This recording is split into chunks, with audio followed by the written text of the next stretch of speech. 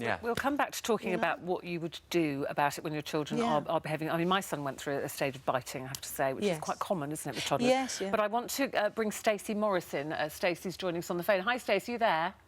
Hiya, yeah. Hi. Now, this happened to your son, but he wasn't actually expelled or excluded because he'd been violent. He'd been the victim of violence, hadn't he? Yeah, that's correct. What it was, he went to nursery once I went back to work after maternity leave. He actually got bitten on numerous occasions within a matter of only a couple of weeks by the same child. I did go in to the nursery. I was having phone calls while I was at work to let me know that obviously Lewis had been bitten. After it happened a few times, you know, we went and had a meeting with the owner and the managers of the nursery.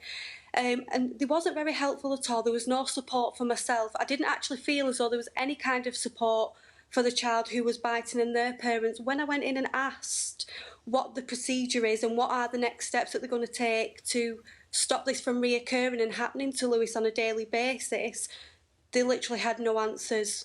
They had no procedure in place. So at what point, Stacey, then, did they exclude Lewis, your son, from the nursery? I had a second meeting with the nursery, and when I went in and I spoke to them and said, you know, I was really concerned because it had happened twice within the week. I then said, you know, if it's becoming a problem, you can't answer my questions on what next steps are going to be taken, I will have no other option but to get Ofsted involved.